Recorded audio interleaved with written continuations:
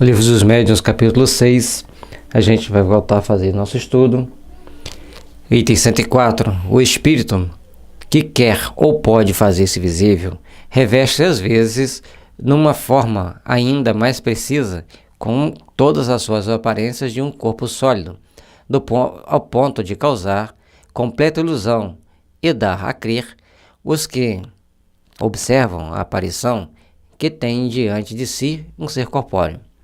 Então, dependendo da situação, e até mesmo dependendo do espírito e do médium, porque o médium vai oferecer as possibilidades maiores para que as coisas aconteçam. E, então, dependendo do espírito e do médium, esse espírito vai aparecer quase como um ser material, e às vezes é só para aquela pessoa. A gente cita sempre como exemplo o filme Os Outros. Os espíritos só eram percebidos entre eles. Eles não viam as pessoas não viam os espíritos, mas o filme, o sexto sentido, o menino via aqueles espíritos como se fossem reais, por alguns flashes de tempo ou por vários momentos, certo? Vamos ter aquilo ali, há uma linguagem poética, linguagem cinematográfica, mas nos dá a ideia de como é a percepção do médium frente à espiritualidade. Em alguns casos, finalmente, e sobre o império de certas circunstâncias, a tangibilidade se pode tornar real. Isto é, possível se torna ao observador tocar, palpar, sentir na aparição a mesma resistência, ao mesmo calor que num corpo vivo, o que não impede que a tangibilidade se desvaneça com a rapidez de um relâmpago. Então, ali, a questão do espírito vai aparecer para a pessoa, ele vai poder pegar, vai poder tocar, vai poder sentir aquele corpo, até mesmo um calor do corpo. Mas existem casos que o espírito aparece e a pessoa fica congelada, não de medo, pela impressão que ele deixa. Então, às vezes é quente e às vezes é frio. Precisamos entender bem isso. Nesses casos, já não é somente com o olhar que se nota a presença do espírito, mas também pelo sentido tátil.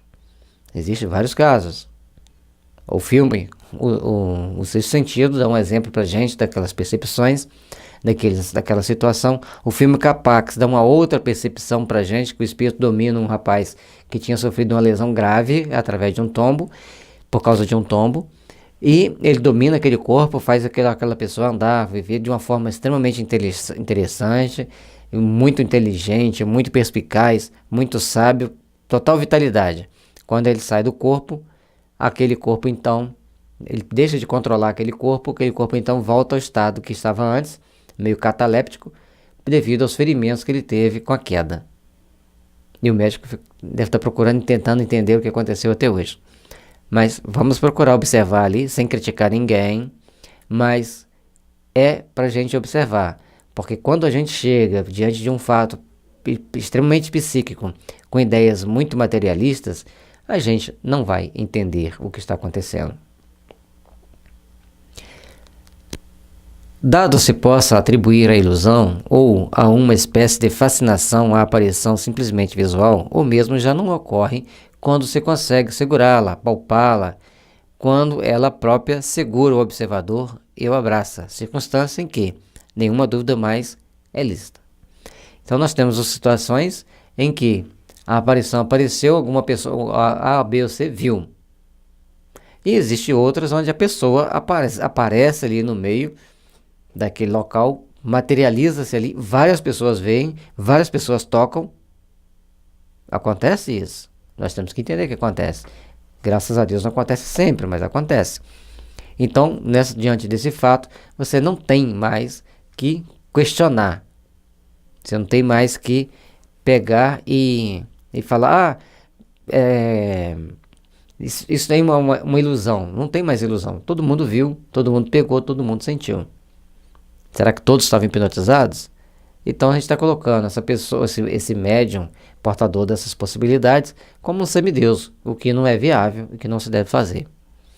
Os fatos de aparições tangíveis são os mais raros, porém, os que se têm dado nestes últimos tempos pela influência de alguns médiuns de grande poder e absolutamente autenticados por testemunhos irrecusáveis. Hoje nós temos filmes, na época eram pessoas idôneas que davam aquele testemunho, pessoas confiáveis que chegavam, não, eu vi, eu estava ali presente, foi desse jeito mesmo. Então, como essas pessoas eram pessoas idôneas, o fato era irrecusável.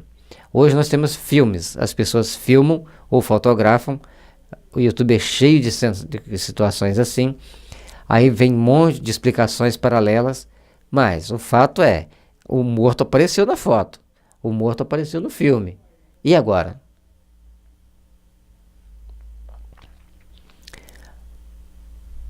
Provam e explicam o que a história refere acerca de pessoas que, depois de mortas, se mostraram com todas as aparências da realidade. Então, quando as pessoas, no caso aqui ele está falando do testemunho irrecusável, uma pessoa, mesmo depois de ter morrido, apresenta-se para alguém da família, para algum amigo, com todas as aparências que ele tinha antes de morrer, como prova irrecusável de que a vida continua, de que a vida é um constante ir e vir, e a vida não cessa porque a gente perdeu o corpo físico. Inicia-se uma nova etapa do nosso processo evolutivo, onde nós vamos deparar com um cenário muito real, de acordo com nossos conflitos internos. Todavia, conforme já dissemos, por mais extraordinário que sejam tais fenômenos, perdem inteiramente todo o caráter de maravilhoso quando conhecidas de a maneira por que se produzem e quando se compreende que, longe de constituírem uma derrogação das leis da natureza, são apenas efeitos de uma aplicação dessas leis.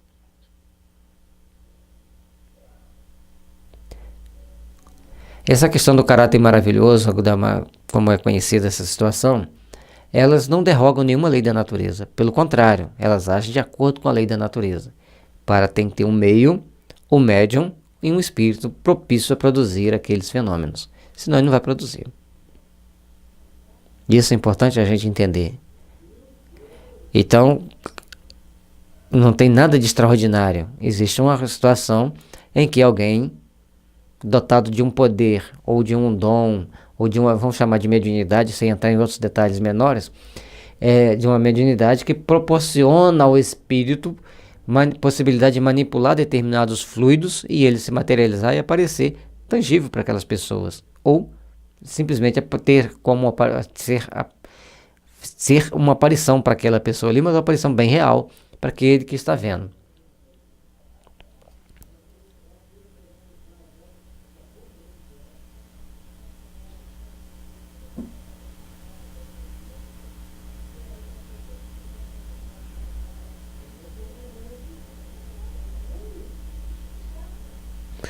Então, nunca vai ser uma derrogação das leis da natureza essas aparições.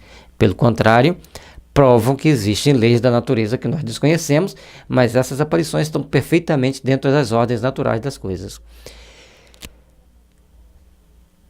E assim, sempre nós vamos ter que observar, com relação às coisas espirituais, com muita tranquilidade, com muito equilíbrio e sempre procurando nos instruir cada vez mais. Porque o mundo espiritual, por ser extremamente sutil, traz para nós oportunidades de fazermos grandes reflexões, de procurarmos aprender o máximo possível para que os fenômenos não nos assustem, ou nós não tenhamos a predisposição de criar um fenômeno perigoso, um fenômeno que não deveríamos, um fenômeno que pode trazer para nós consequências desagradáveis. Portanto, cada momento da nossa vida é um momento ímpar para nós sabermos discernir, para nós sabermos colocar em prática as leis divinas em nós, agindo com mais bondade, com mais responsabilidade, para que possamos atrair a simpatia dos bons espíritos para nos proteger, para a gente ter melhor intuição, melhor compreensão do que estamos estudando, para que quando os fatos venham não nos surpreendam, apenas confirme aquilo que nós estudamos, aquilo que nós procuramos aprender. Na nossa vida é um conjunto de aprendizados constantes que nós não podemos abrir mão.